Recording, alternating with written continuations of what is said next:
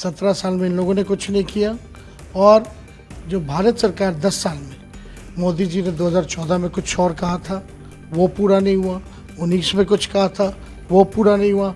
24 में 400 पार कर रहे थे, फर्स्ट डे ही जो है इनकी फिल्म सुपर डुपर फ्लॉप होगी। बिहार में पहले चरण की 4 सीटों जमुई, औरंगाबाद, नवादा और गया में हुई वोटिंग के बाद बिहार के पूर्व डिप्टी सीएम और आरजेडी नेता तेजस्वी यादव ने बीजेपी पर जमकर हमला बोला। तेजस्वी यादव ने कहा कि बीते कल हुए चारों लोकसभा की सीटें इंडिया गठबंधन जीतेगा। बीजेपी की 400 पार वाली फिल्म पहले ही दिन फ्लॉप हो गई है। साथ ही केंद्रीय गृह मंत्री अमित शाह के पटना दौरे पर कहा कि अमित शाह पहले भी आए थे जब नीतीश कुमार उनके साथ नहीं थे, तब कहते थे कि नीतीश बाबू आपके लिए दरवाजे हमेशा के लिए बंद हैं, अब खुल गए हैं। ये झूठी पार्टी है, इनकी कथनी और करनी में भारी अंतर है। इनके आने से कोई फर्क नहीं पड़ेगा, जितना भाजपा के नेता आएंगे उतना हमारा वोट बढ़ेगा। और क्या कुछ कहा, आइए सुनते हैं। कोई फर्स्ट फेज में कोई टक्कर नहीं है और हमने कई बार कहा है कि बिहार जो है इस बार चौंकाने वाला रिजल्ट देगा। बिहार की जनता के लिए इन लोगों ने कुछ नहीं किया, चाहे इनकी सो कॉल्ड डबल इंजन की सरकार, जो एक भ्रष्टाचार में है एक इंजन, और दूसरा जो है आप कह सकते हैं कि अपराध में, ये दो इंजन जो है सुपर जो है, लोग इससे दुखी हैं। 17 साल में इन लोगों ने कुछ नहीं किया। और जो भारत सरकार 10 साल में, मोदी जी ने 2014 में कुछ और कहा था, वो पूरा नहीं हुआ। 19 में कुछ कहा था, वो पूरा नहीं हुआ। 24 में 400 पार कर रहे थे, फर्स्ट डे ही जो है इनकी फिल्म सुपर डुपर फ्लॉप होगी। तो अब जनता जो है ऊब चुकी है इनके जुमलों से, इनके झूठे वादों से। बिहार की जनता इनको पहचान चुकी है। बिहार को इन्होंने विशेष राज्य का दर्जा नहीं दिया और इस बार अद्भुत है, कोई जिक्र भी नहीं कर रहा, चाहे माननीय मुख्यमंत्री हो या भाजपा के नेता हो, कोई भी बिहार को विशेष राज्य दिलाने की मांग नहीं कर रहा। हम लोगों ने वादा किया है कि हम लोग बिहार को विशेष राज्य के दर्जे के साथ साथ विशेष पैकेज भी देंगे। विशेष पैकेज में लगभग 1,60,000 करोड़, यानी एक लोकसभा वाइज 4,000 करोड़ रुपए जो है एक लोकसभा क्षेत्र में दिया जाएगा। तो उस हिसाब से हम लोग जानते हैं बिहार की ज़रूरत क्या है और बिहार जानता है कि कौन उनका काम पूरा करेगा। हम लोगों ने 17 महीने जो प्रण लिया था नौकरी देने का, उसको हम लोगों ने पूरा किया। 5 लाख सरकारी नौकरी हम लोगों ने दिया।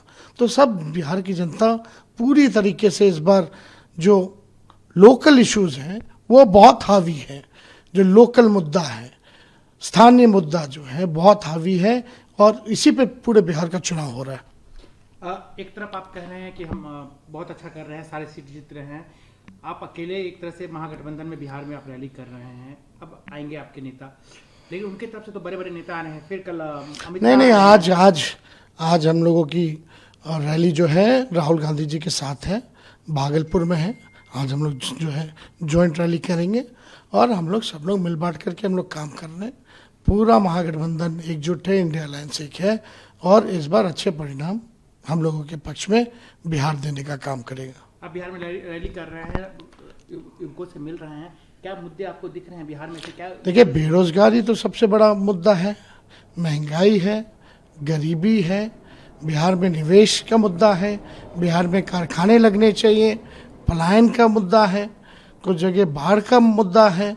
तो अलग अलग जगह अलग अलग बिहार में जो समस्या है, लेकिन अहम बात बेरोजगारी, गरीबी, महंगाई, ये जो है असल मुद्दा है। तो लोग त्रस्त हो चुके हैं। केंद्र सरकार बहाली ही नहीं निकाल रही। सबसे ज़्यादा बहाली सेना और रेलवे में निकलता था, वो भी चौपट हो गया। 8-10 साल से रेलवे में भी कोई अच्छी बहाली नहीं आई है, सब कुछ प्राइवेटाइज कर दिया।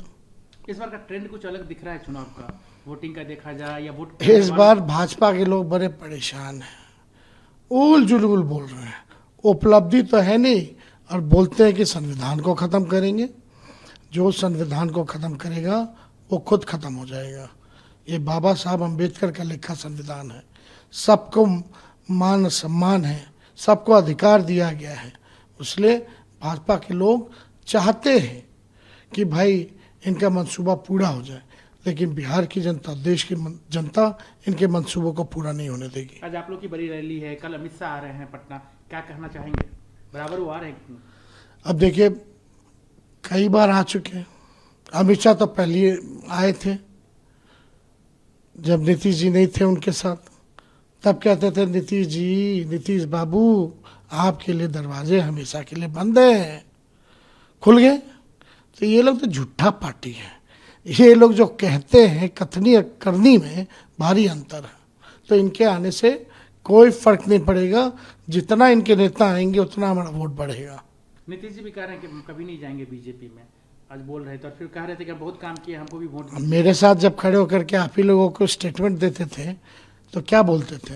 मर जाएंगे, मिट जाएंगे, लेकिन भाजपा में नहीं जाएंगे। बोलते थे कि देखो बीजेपी वाला इनको फंसा दिया, झूठा मुकदमा कर दिया, फालतू का रेट करता है। तो ये बातें तो हैं ही। उनको शिकायत है कि आप बहुत ज्यादा न्यूज में रहते हैं, उनको कुछ नहीं, हमारे अभिभावक हैं, बुजुर्ग हैं, सम्मान था, सम्मान हमेशा उनके लिए रहेगा।